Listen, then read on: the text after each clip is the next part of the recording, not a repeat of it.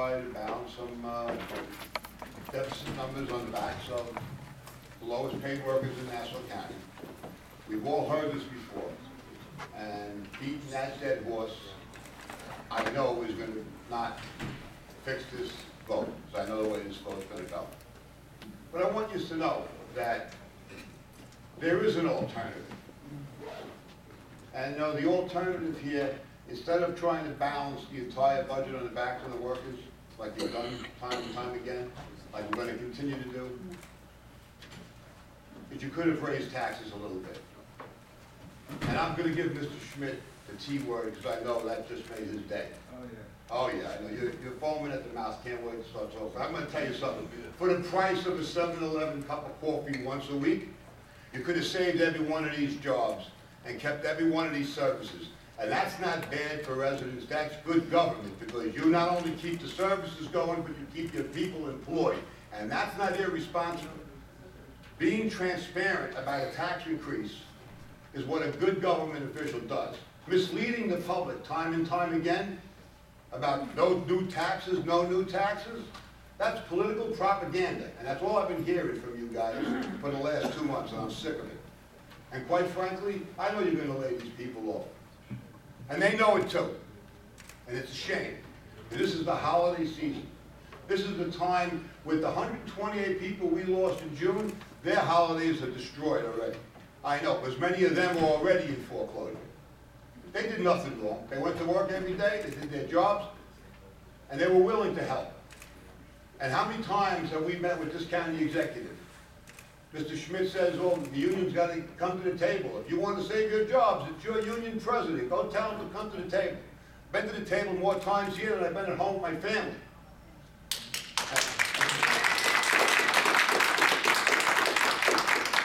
And yet, it seems that no matter what we say, it always gets thrown back in our lap.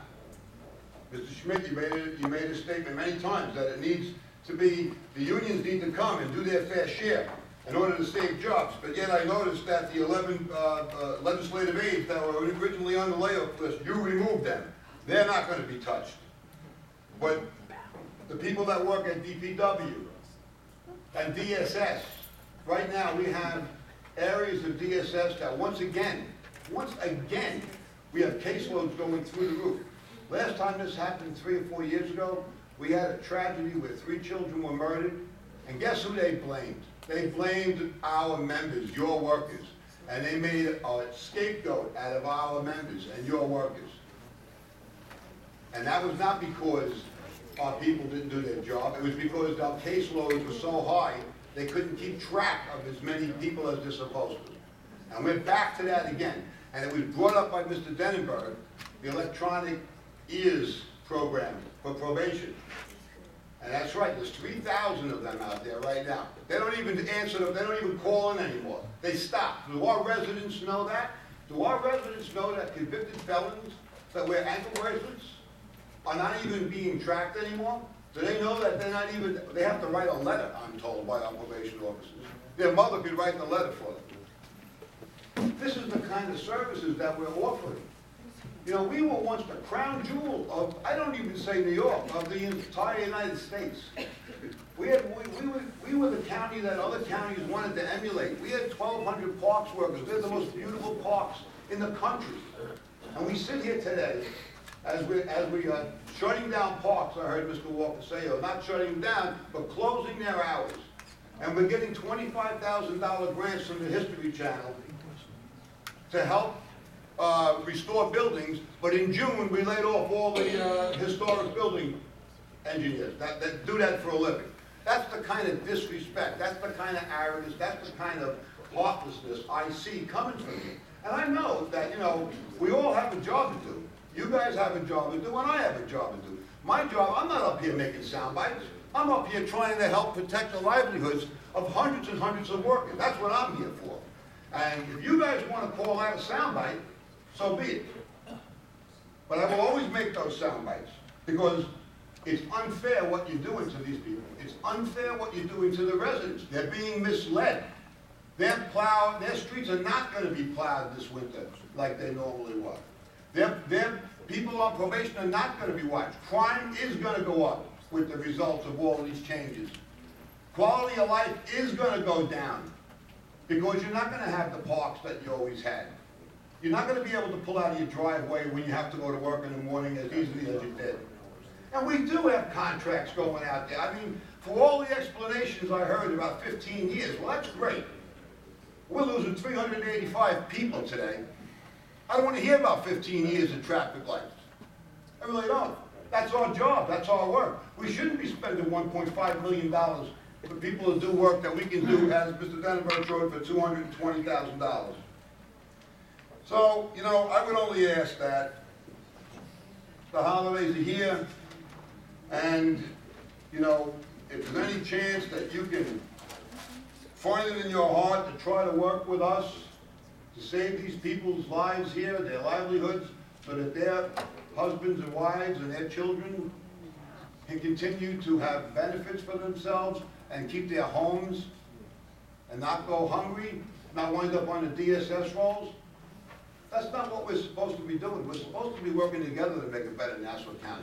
I don't know why it seems, Mr. Schmidt, that you're always very angry, or you seem like you have contempt for both the union and the workforce, and I don't know why.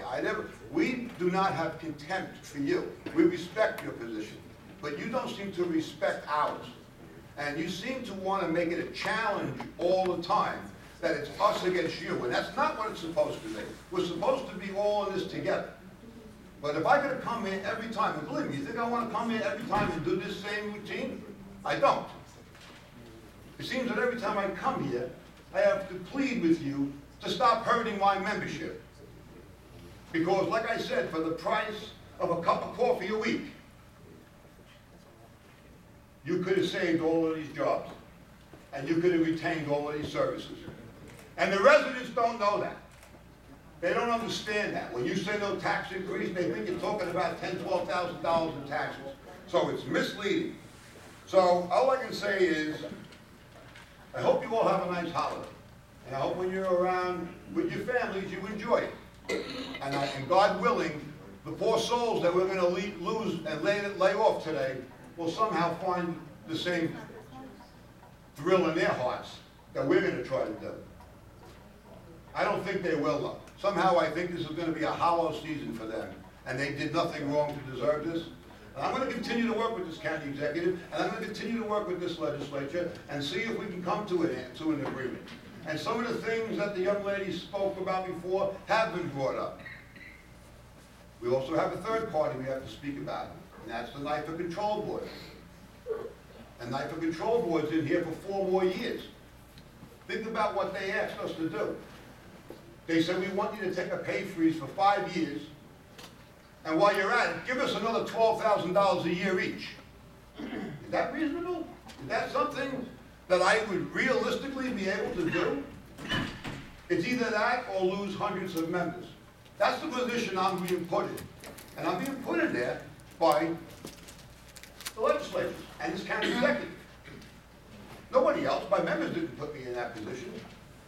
If that's the only option, then obviously the answer is we're going to lose a lot of members. That doesn't mean we're bad people. It doesn't mean that we're making a bad decision. It means that you put a gun to our heads and you didn't give us any chance of saving anybody's job. So let's try to work together so these people's lives are not destroyed, and the services that these county residents deserve, because they do pay the high taxes, they will be able to retain them. That's all I have to say.